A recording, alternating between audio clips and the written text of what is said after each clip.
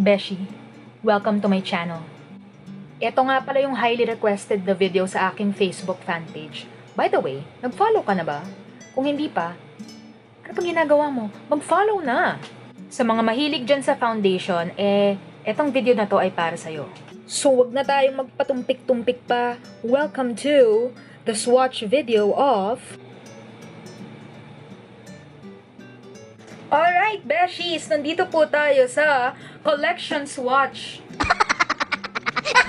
Alright, Beshies! Welcome again to another swatching episode. And it's been a while since I did a swatching video. So ngayon, medyo mag-all out po tayo. And I am going to swatch LA Girl Pro HD line.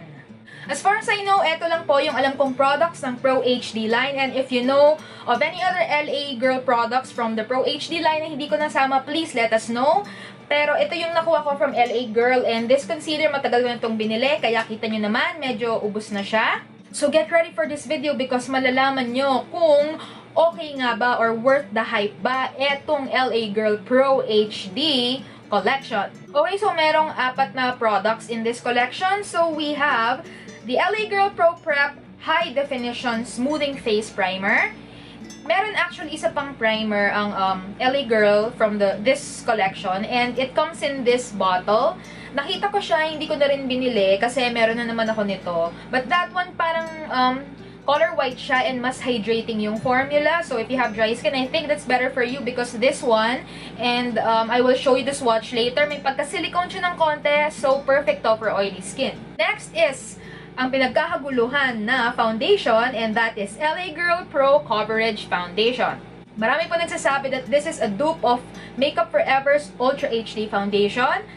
Tetest po natin yan. And soon, baka gumawa po ako ng showdown between the two foundations. But for now, let's focus on this one. If I'm not mistaken, itong Pro HD Foundation, itong Pro Coverage Foundation, I think meron siyang 6 shades in the Philippines. I'm not sure. Check na lang pakicheck na lang sa LA Girl Philippines Facebook. Titingnan nyo naman yung packaging, mukha talaga siyang Makeup Forever. So, titingnan natin ang performance nito in a bit. Next is LA Girl Pro Conceal High Definition Concealer. Marami rin pong nag-rave dito dahil maganda daw po. And apparently, it's a good dupe for MAC Pro Longwear Concealer, yung liquid. I actually blogged about this way before and favorite ko talaga siya. So, sispill ko na yung beans. Sobrang ganda nito. So, dadaanan natin to later kasi ma-review na naman ako.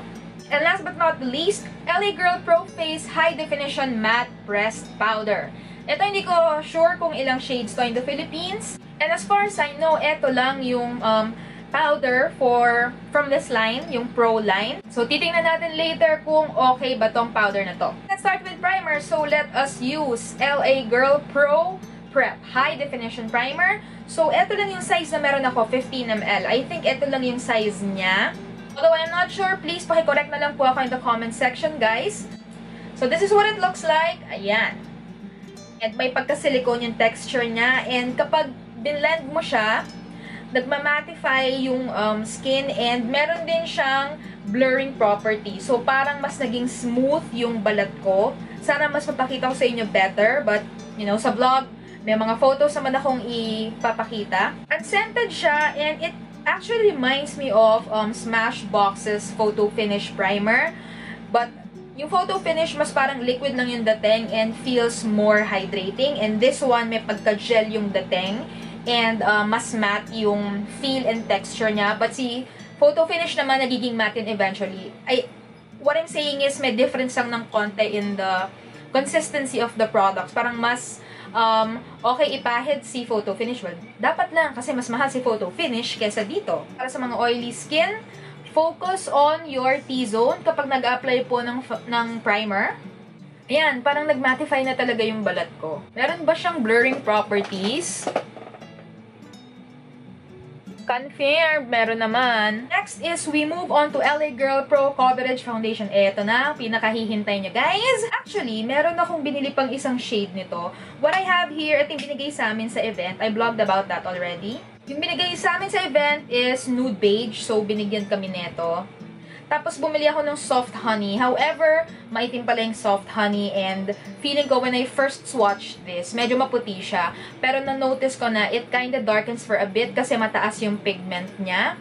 Now, since nasabi ko na medyo nagda-darken siya, Miss Martha, nag-oxidize po ba siya sa balat? Well, actually guys, ang oxidization ng foundation depends on a lot of factors. Since meron ka talagang natural acid on the skin, definitely magda-darken ng konti yung foundation. And most especially, pag makapal yung pigments, yung mga full coverage, yung mga foundation na sinasabi nila, full coverage sila, like this one, pag nag-set siya, may tendency talaga na mag-darken, but just because yun talaga yung tunay na color ng foundation, meaning mas nakukuha mo yung full effect niya. Going back to the foundation, guys, ayan, ito ang shade ng nude beige. So, as you can see naman, pag spread ko sa kanya, pantay yung consistency. So, medyo mataas ang pigmentation nito. Ang pigments, I mean, in fairness. And, yung consistency niya, medyo light na liquid, hindi siya very thick, kahit full coverage siya. So, definitely maganda to for oily skin and for, tropical weather kasi magaan lang sa face. Ang preferred na way ko ng pag-apply ng foundation, any foundation, and for this one is the beauty sponge. Hindi the beauty blender, wala po akong pang beauty blender ngayon. Wala pong budget. So, yan, gagamitin po natin ito. Maganda naman yung coverage nito. However, since medyo manipis yung consistency, may pagka-emulsion siya, at ang mga sponge ay mahilig lumaklak po ng foundation, may tendency po na yung product is lalo pa siyang mag-thin out when you apply it on your skin. So, yun lang yung medyo downside dito. Since sobrang nipis, kinakain siya ng sponge. And downside din ng pag-use ng sponge in general kasi kumakain talaga siya ng product. If you want to get the most out of the coverage, you use a brush. So, spread mo lang siya. Pero kasi mas gusto ko talaga yung finish ng ng sponge. Parang mas pumapasok talaga yung product. Pero ngayon, kung #blessed naman yung balat mo at hindi mo kailangan ng masyadong coverage, and then, go ahead. Use a blender. Pero kung hindi ka naman masyadong blessed like me, meron akong options para sa'yo. Yun nga, mag-brush ka. As I mentioned at the earlier part of this video, or mag-silly sponge ka. Ang silly sponge, di ba guys, it doesn't absorb product. So, it's really best for bases and other products with thin consistency para mas makuha mo yung lahat ng benefits ng product. So, what I'm gonna do here is, kukuha ko ng foundation, kukunin ko yung foundation, and idadab ko lang siya all over my face. So, sa lahat na. Actually, I'm just using silly sponge para ikalat ko yung foundation.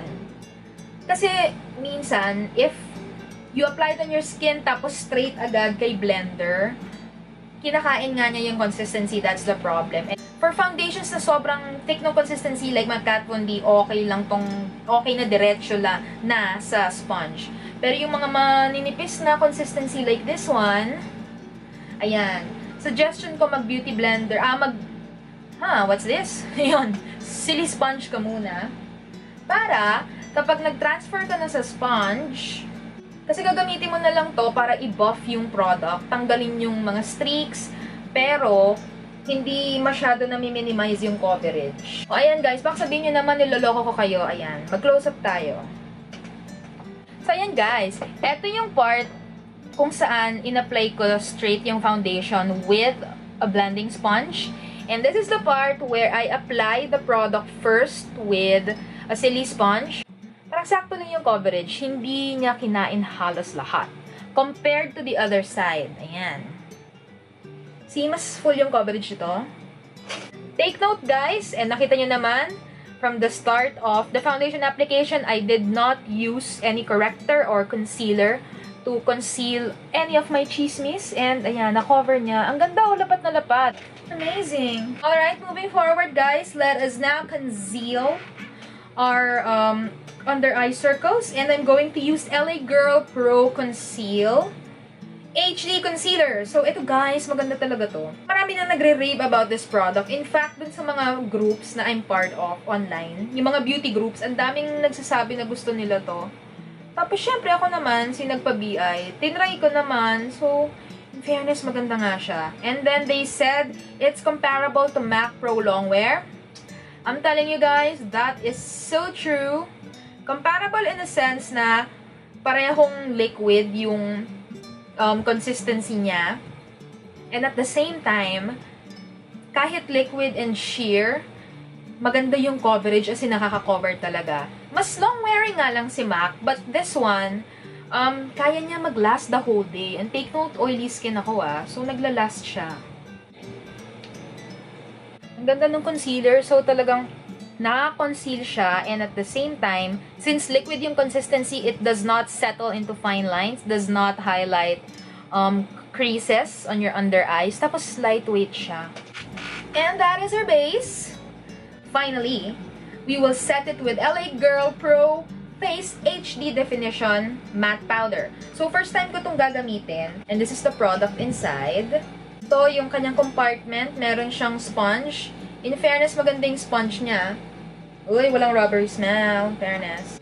So, I'm using my favorite powder brush from Charm. So, ito yung ginagamit ko if I'm using tinted powders. Kasi, since very fluffy yung kanyang tip, mas nadi-diffuse yung powder and mas lalong nati-thin out yung coverage. Para naman hindi magmukhang sobrang kapal ng powder. Okay, let us set this.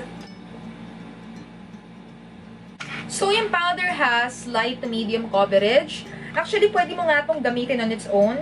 Mag-primer ka lang, just use the LA Girl Primer. Tapos, kung merong mga chismis, mag-concealer, use the LA Girl Pro Conceal HD Concealer, and then, maganito ka na lang. And what I like about it is parang mas na-enhance niya yung coverage ng Pro HD. Ayan guys, tinapos ko lang yung aking makeup look. Now, check out LA Girl Pro products on my face.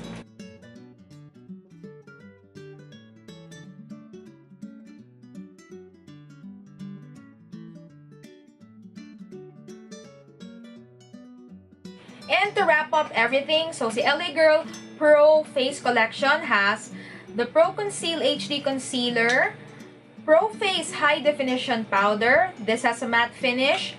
And ang pinagkakaguluhang LA Girl Pro Coverage High Definition Liquid Foundation. And also, LA Girl Pro Prep High Definition Smoothing Face Primer. Staying power, okay naman siya. Okay siya sa oily skin, combination oily, normal skin. Okay din siya sa dry skin and sa normal skin. However, I can't say na pwede siya sa dun sa severely oily skin because I noticed na after mga 4 hours, ayan, lumalabas na yung mga oil sa T-zone ko, especially on my T-zone. Pero kung casual wear lang naman sa office, meron ka lang parang lunch, meeting, or may date ka with your special someone or your friends, yan, okay gamitin to. And by the way, photogenic pala tong products na to. So, talagang nakaka-smooth siya ng face. And kita nyo naman, kung close up ako kanina, maganda yung coverage niya. Tip lang pala if you're gonna buy LA Girl Pro Coverage Liquid Foundation and Powder. I'm using the same shade for both products. So, nude beige ako dito pareho. And I noticed na since full coverage sila and maganda yung pigmentation, may tendency na mag-darken ng konti, especially if you set it na with powder. Kasi as I said, pigmented din to. So, my suggestion is, and I will also do the same thing if I will repurchase, if you buy, let's say, your exact shade for LA Girl Pro Coverage, bumili ka ng probably a shade lighter or 2 shades lighter, depende sa'yo, sa LA Girl Pro Face High Definition Matte Powder. So, para pag nag-set na parehas, ayan, pantay lang siya sa balat. Tapos, yung tip na yon, either way, okay siya. So, that's all for our collection review of LA Girl Pro Face products. Thank you for watching. I hope you enjoyed this video. Please share it if you like it and let me know your thoughts about the products and also your experience with these if you have tried these already. Don't forget to follow my social media accounts, visit my blog, subscribe to my channel, and I'll see you in the next video. Bye guys!